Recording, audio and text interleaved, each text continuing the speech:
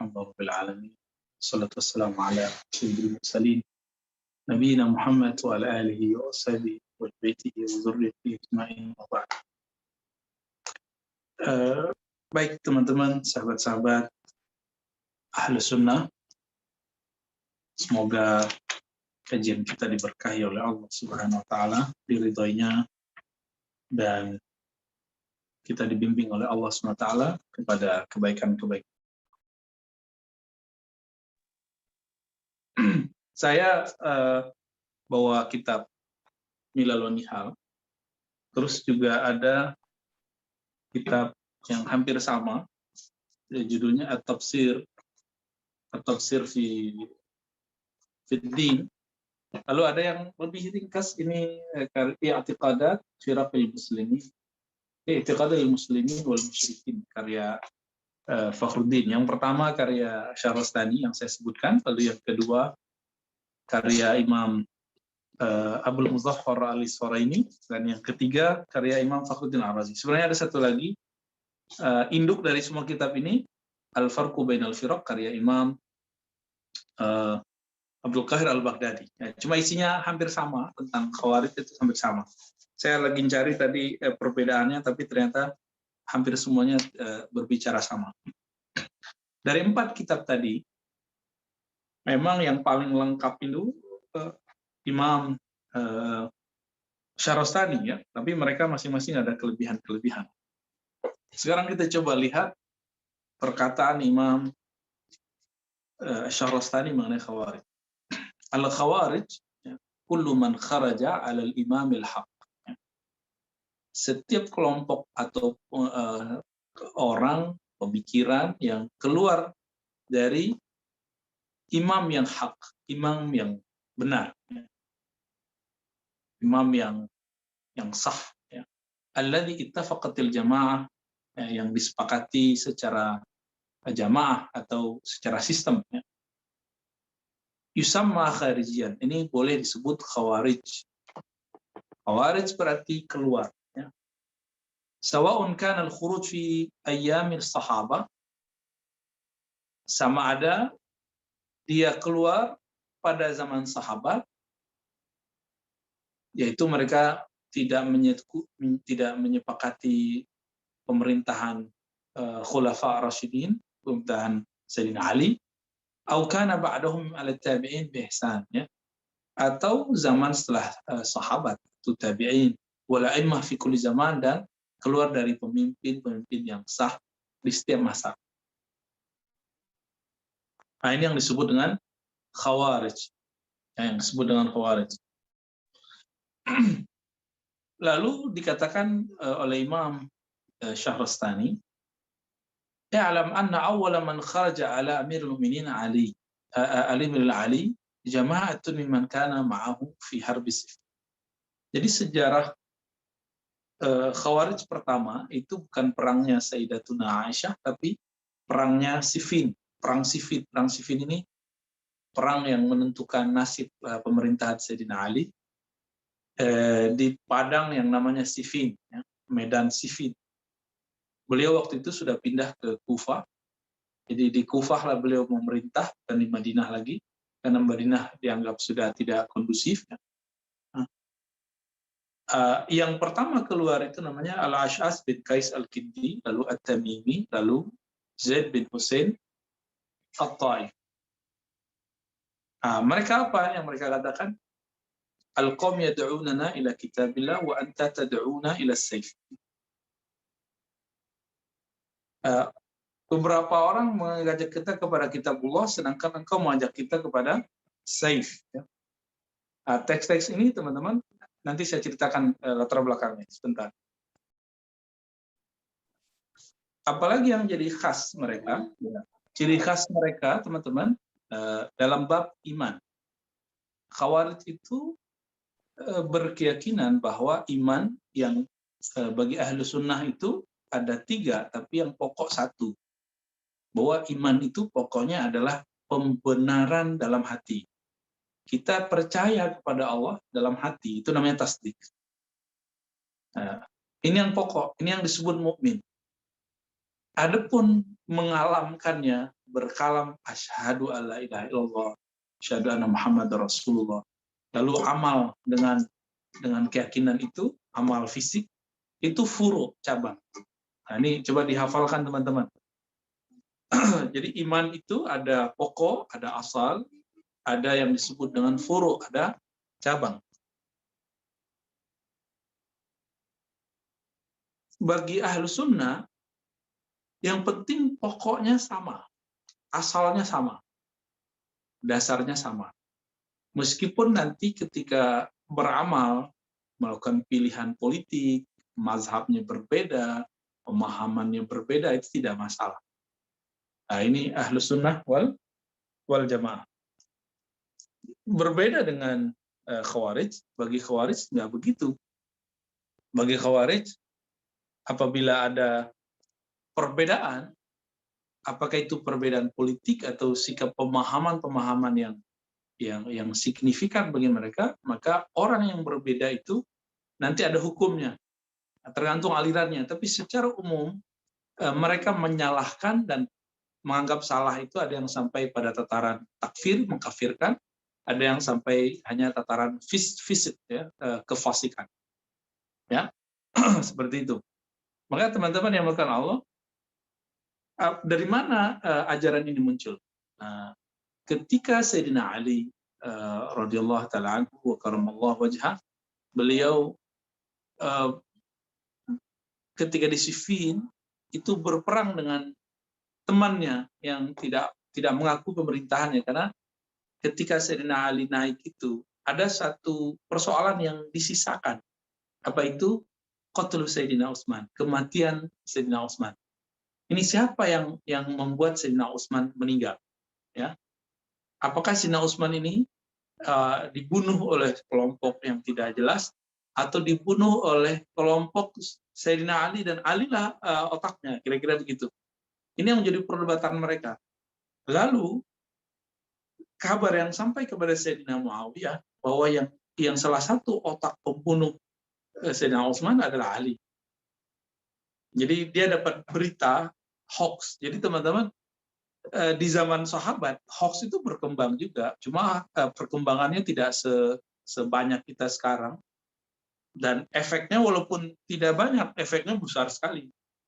Efeknya bisa perang, ya, perang antar dua sahabat, perang antara ibunda orang beriman yaitu Sayyidatuna Aisyah dan Ali, ya, tapi itu sudah lewat, ya.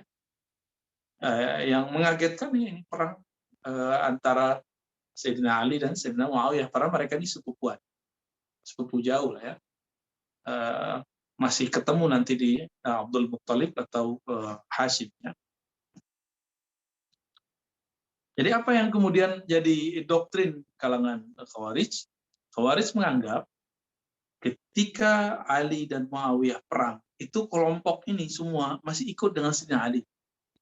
Ternyata Muawiyah karena mengerti strategi perang. Perang itu nggak mesti bunuh-bunuhan. Meskipun sudah terjadi penumpahan darah, tapi dia kemudian mengusulkan apa yang disebut dengan tahkim. Tahkim ini arbitrase, ya. Muawiyah ingat, ini beberapa tahun yang lalu, jadi di masa Sayyidina Muhammad SAW, Ali itu punya sejarah yang sangat menarik, ya.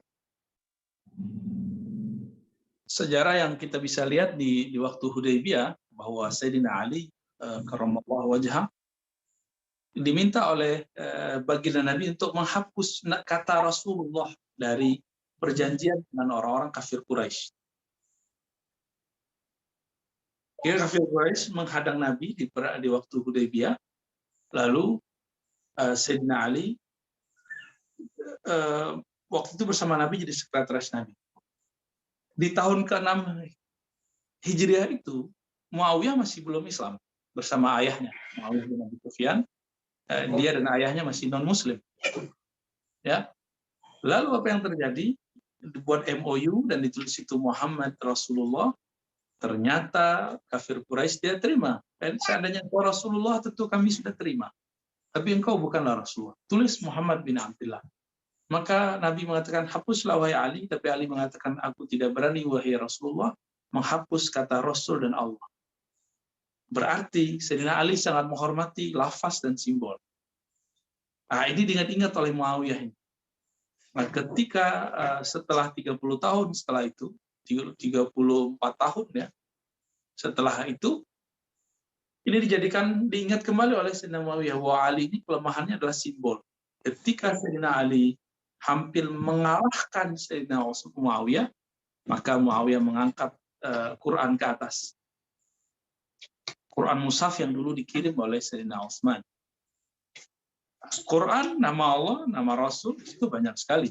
Tidak mungkin dia kemudian untuk menyerangnya. Walhasil kemudian dia menerima tawaran Muawiyah untuk melakukan tahkim, arbitrase atau mengutus utusan untuk berdiplomasi. Disitulah dialog-dialognya, banyak riwayatnya, saya tidak akan sebutkan satu-satu karena beda riwayat, beda dialog. Ya. Intinya adalah Sayyidina Abdullah bin Amr itu dikirim oleh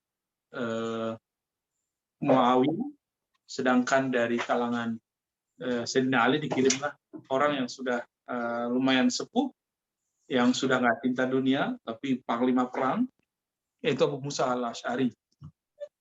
Abdullah bin Amr juga tidak cinta dunia, tapi beliau memiliki pengalaman strategi yang luar biasa. Apa kata Abdullah bin Amr? Kamu yang mulai, Abu Musa. Maka Abu Musa mengatakan, baik, dari perang, ya, mari kita berdamai saja. Lalu gimana cara berdamainya? Cara berdamainya itu dengan cara saya turunkan Ali dari kekhalifahan.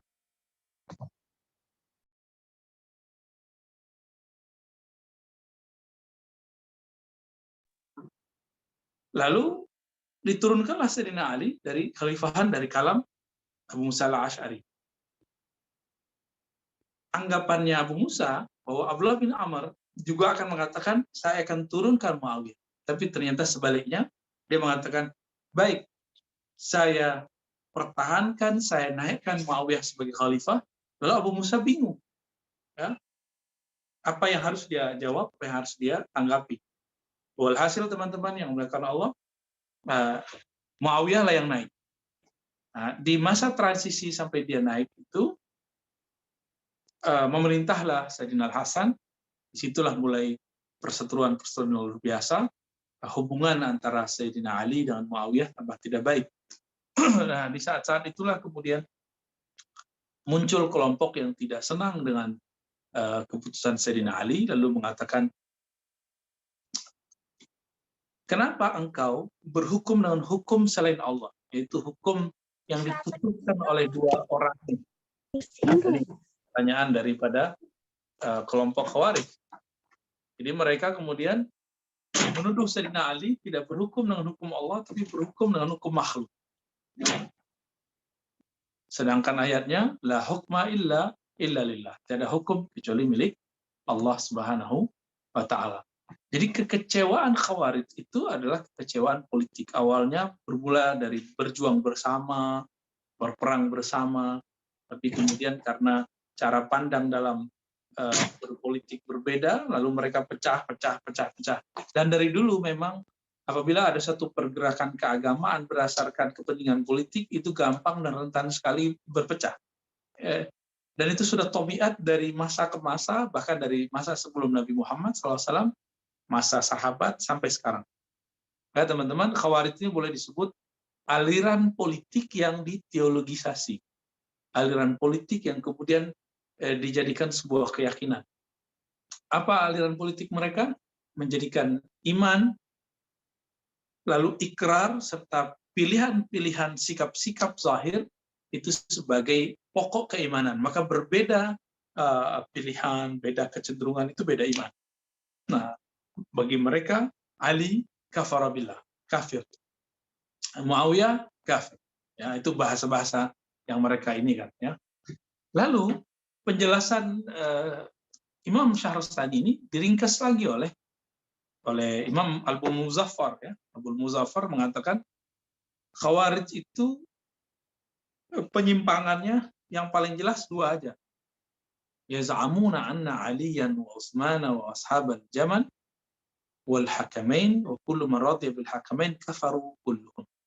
Mereka meyakini bahwa Ali, Utsman, bahkan yang perang dengan Sayyidina Ali dan yang ikut dengan grup Sayyidina Aisyah, lalu hakamain yang ikut dan ridho dengan arbitrase tadi, dan kullu man radiya bil hakamain, dan siapa saja yang ridho dengan semua itu kafaru kulluhum, semuanya kafir. Nah, kalau turunannya sekarang, siapa yang berhukum dengan Pancasila, dengan Undang-Undang Dasar, kan setiap negara ada filosofi, ada falsafah negaranya. Siapa yang berhukum dengan itu kafir. Nah, seperti itu. Jadi mereka mencoba membenturkan antara falsafah negara dengan Al-Quran. Nah, ini hal yang tidak nyambung, ya. Al-Quran ya lebih suci lah daripada sekedar falsafah negara. Lalu yang kedua, yaz'amuna anna kullu man aznama zanban min ummati Muhammad sallallahu alaihi wasallam kafir, ya. Mereka menganggap siapapun yang melakukan dosa kafir. Yang berbeda pilihan politik kafir. Nah, ada satu kelompok yang mengatakan fasik, ya. Najadat namanya. Tapi tetap mengatakan bahwa mereka kekal di neraka. Dan ini mirip dengan kelompok Mu'tazilah yang dulu pernah kita bahas, ya. Lalu apa yang sama dari mereka? Nah, berarti ada yang ketiga nih. Jadi kok aliran Khawarij ini ternyata, teman-teman, pas dikumpulkan oleh Imam Abul Muzaffar Al-Isfaraini, Imam Syarastani, termasuk juga Fakhruddin Ar-Razi, itu ada sekitar 20 kelompok besar. Karena mereka beda dikit buat kelompok baru, beda dikit buat kelompok baru. Perpecahannya sangat rentan. Mereka punya kesamaan. Apa kesamaannya? Tajwizuhum al-khuruj al-imam al-jair. Ya. Kebolehan bahkan harus keluar memberontak, keluar melawan imam pemimpin yang dianggap jair, yang dianggap zalim, ya. Jadi mereka punya definisi tentang zalim itu sendiri. Nah, ketika satu kelompok dari mereka membuat negara-negara baru dan tempatnya kok nggak jauh-jauh dari yang dibuat oleh ISIS, teman-teman. Ada kelompoknya Al-Azhariqah, ya. Al-Azhariqah ini buat kelompok, buat tempat itu nggak jauh dari tempat yang sekarang dibuat oleh ISIS. Nah, mereka ini parah juga, ya. Mereka ini menganggap innaman khalafahum min hadhil ummah fa huwa musyrik, yang berbeda dan mereka musyrik. Maka mereka ini sama seperti yang di ISIS, mengkafirkan siapa yang berbeda, memusyrikan siapa yang berbeda. Maka banyaklah ulama yang dibunuh oleh mereka dalam beberapa waktu ini, ya, lebih dari 10 tahun ini. Dan yang paling menyeramkan apa? Ternyata ketika mereka ini berbeda pandangan antara satu dan lain, yang kelompok yang kedua yang berbeda itu membuat kelompok sendiri. Dari situ nanti keluar lagi sendiri. Begitulah terus. Nggak ada habisnya. Jadi 20 itu baru kelompok yang besar, sedangkan yang lain, Masya Allah, ini luar biasa banyak sekali. Nah, teman-teman yang melakukan Allah, dari kitab Imam Fakhruddin Ar-Razi juga sama, ya. Beliau mengatakan mereka sepakat. Jadi kalau tadi kesepakatannya boleh keluar dari pemimpin yang zalim, sedangkan sekarang kesepakatannya lain lagi. Kesepakatannya apa?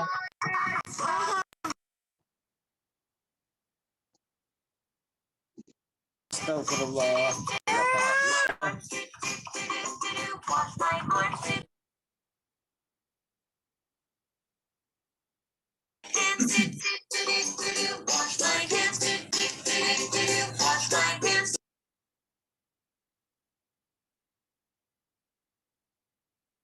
Ya, teman-teman tolong disiplin, ya, suaranya dihilangkan. Baik. Nah, adapun Imam Fakhruddin Ar-Razi, beliau nulis kitab I'tiqadat Syiraqil Muslimin wal Musyrikin. Beliau mengatakan kesepakatannya bukan pada keluar dari pemimpin yang sah saja, meskipun yang dianggap jair, ya, zalim. Justru kesepakatannya adalah muttafiquna anna al-'abda yasir kafiran bidzanbi. bahwasannya seorang hamba menjadi kafir karena suatu dosa. Ya, menjadi kafir karena suatu dosa. Nah, jadi Khawarij itu menganggap berdosa itu kufur. Berbeda pilihan itu kufur. Nah, itu dianggap dosa. Wahum yukaffiruna Utsman wa Aliyan. Nah, dulu karena prototipe para pemimpin itu adalah Utsman, Ali, Talha, Zubair, Aisyah. Mereka mengkafirkan siapa saja di antara mereka yang berperang itu. Dan sebaliknya mereka yu'azimuna Abu Bakar wa Umar. Mereka sangat mentazim Sayyidina Abu Bakar dan Umar. Jadi secara harfiah teman-teman, ini disebut apa? Ini disebut dengan kelompok Nasibiyah. Kelompok yang membesarkan Abu Bakar Abu Bakar Umar, lalu dan Utsman termasuk ya, lalu membenci Sayyidina Ali. Nah, ini kelompok Nasibiyah namanya. Lawannya disebut Rafidiyah, Rafidah. Kelompok yang membenci Sayyidina Ali. Nah, kelompoknya Khawarij ini ada yang nanti jadi Nasibiyah, ya, ada yang menjadi Rafidiyah. Nanti kebanyakan mereka benci kepada Sayyidina Ali. Nah, teman-teman yang berkenan Allah, 3 kitab ini atau 4 kitab ini sepakat tentang prototipe Khawarij, ya. Jadi kalau saya simpulkan lagi, yang pertama mereka ini keluar dari pemimpin yang sah dan itu dianggap tidak masalah. Dianggap sebuah kesepakatan. Jadi ada 2 kesepakatan sebenarnya. Yang pertama keluar dari pemimpin yang sah, yang dianggap zalim. Dan yang kedua, mereka mengkafirkan siapapun yang melakukan dosa, baik dosa besar ataupun kecil. Ya. Dan yang ketiga, mereka ini meletakkan bab iman. Iman itu yang 3 pilar tadi, 3 cabang, 3 bagian tadi, pada tataran pokok keimanan. Padahal itu harus dibagi. Yang pertama asal, yang kedua itu furuk cabang. Ya. Tidak boleh kita kemudian menggabungkannya, karena kalau menggabungkannya nanti perbedaan amalan zahir membuat orang berbeda secara keimanan. Ya. Nah, nanti di masa mereka ada isu-isu tentang mengenai pemerintahan Quraisy atau tidak, ya. Ada mereka yang sepakat tidak dan lain sebagainya. Dan di hadis yang pernah saya sebutkan sebelumnya bahwa di masa Rasulullah ada Dzul Khuwaisirah yang dia kemudian ngata-ngatain Nabi dan menceramahi Nabi, lalu mengatakan ittaqillah, hai Muhammad, takwalah kepada Allah, gitu ya.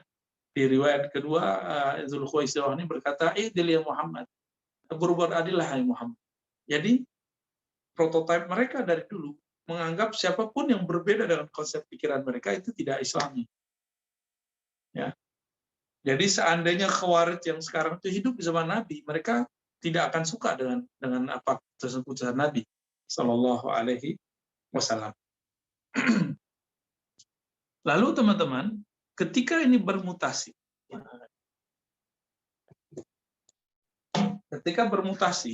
maka apa karakter-karakter lainnya? Nah, ini karakter lainnya itu ada dalam beberapa hadis, ya. Nabi Shallallahu Alaihi Wasallam menyebutkan karakter yang ada pada kelompok Muhakkimatul Ula yang menolak arbitrase tahkim antara Sayyidina Ali dan Muawiyah. Apa kata Nabi?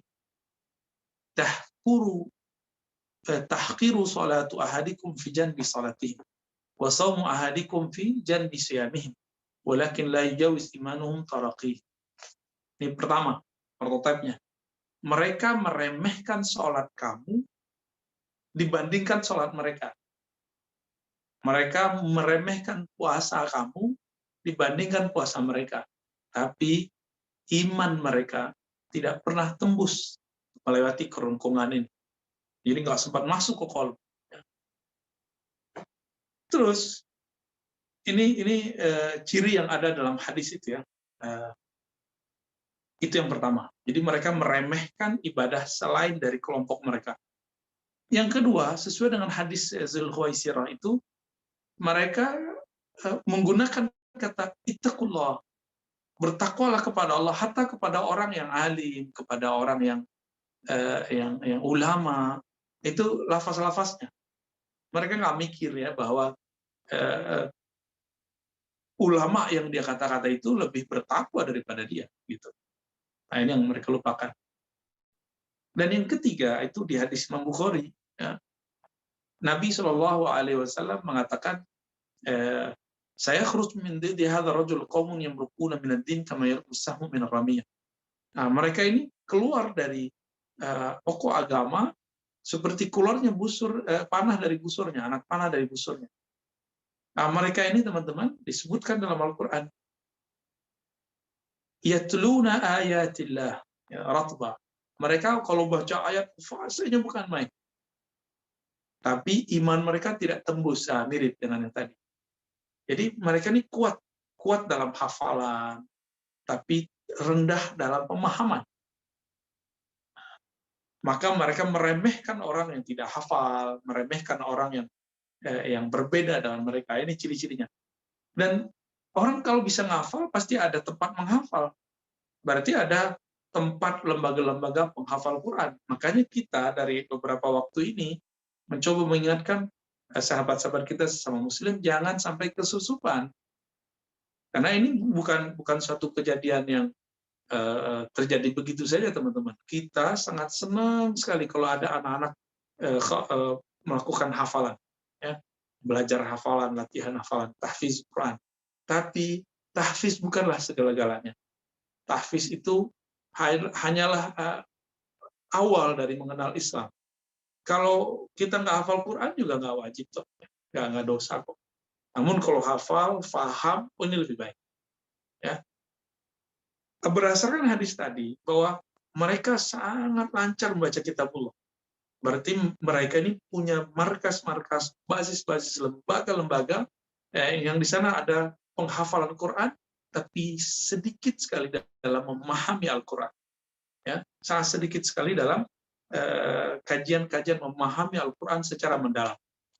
Bagi mereka, kemampuan bahasa Arab yang standar itu cukup untuk memahami Al-Quran dan langsung kemudian dianggap merujuk kepada Allah dan Rasul. Jadi simbolnya sama, kembali kepada hukum Allah. Nah, inilah ciri terakhir mereka. Ya, menyerukan kembali kepada hukum Allah, tapi mereka tidak paham hukum Allah itu apa. Sayyidina Ali tentu lebih paham hukum Allah daripada mereka. Ketika Sayyidina Ali meridhoi, artinya menerima hasil tahkim, hasil arbitrase itu walaupun beliau merasa dizolimi, itu beliau kemudian dianggap oleh kelompok Khawarij kafir. Karena berhukum dengan hukum selain Allah.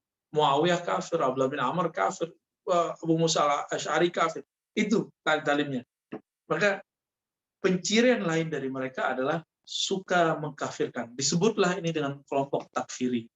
Jadi kelompok takfiri itu maksudnya ini, teman-teman. Nah, kalau di Mesir itu dulu ada kajian-kajian dari para sejarawan yang disebut Jamaatul Hijrah wa Takfir, kelompok yang menyerukan hijrah dan takfir. Dulu salah satu tokoh namanya Said Qutb, waktu di penjara dia berinteraksi dengan orang-orang ini, kemudian tafsir dia dalam surah Al-Maidah, "Wa man lam yahkum bima anzalallahu fa ulaika humul kafirun," itu banyak dipengaruhi oleh prototipe Khawarij yang ada di kalangan ahlut takfir yang mereka sedang dipenjarakan dan buat kajian bersama Said Qutb. Orang sepinter Said Qutb bisa terjebak, apalagi yang tidak sepinter dia, ya. Dia seorang sastrawan sebenarnya, ahli sastra bahasa, ya. Nah, teman-teman yang bukan Allah, dari pencirian-pencirian ini, maka mau sampai kapanpun Khawarij itu sama. Ya, sama dalam bab yang tadi, ya, yang berbeda dalam mereka itu dia kata-katain dengan ittaqullah, sama, ya, meremehkan ibadah orang lain, kemudian lancar dalam membaca ayat-ayat Allah, tapi tidak faham apa yang dibaca dan tidak tembus sampai ke dadanya. Lalu menjadikan kecenderungan politik sebagai kecenderungan keagamaan, beda politik, beda agama. Ya, beda politik berarti beda surga dan neraka. Dan yang paling penting juga mereka mengkafirkan orang-orang yang melakukan dosa. Nah, ini yang paling berbahaya dari kelompok Khawarij. Maka Khawarij ini tidak bisa terima kalau ada seorang pemimpin, seorang ulama itu berdosa, nggak bisa terima. Bagi mereka kalau berdosa ya sudah kafir. Ya. Nah, ini mereka nggak bisa terima. Nah, ini sebenarnya kekeliruan yang luar biasa. Kenapa yang tidak berdosa kan cuma baginda Nabi Muhammad SAW. Meskipun ada di sebagian kelompok disebutkan hanya kelompok-kelompok yang tertentu yang mengkafirkan dosa besar. Baik, teman-teman, sahabat, kira-kira itu bedah kitabnya ya. Semoga bisa mengikutinya. Wallahu a'lam bishawab.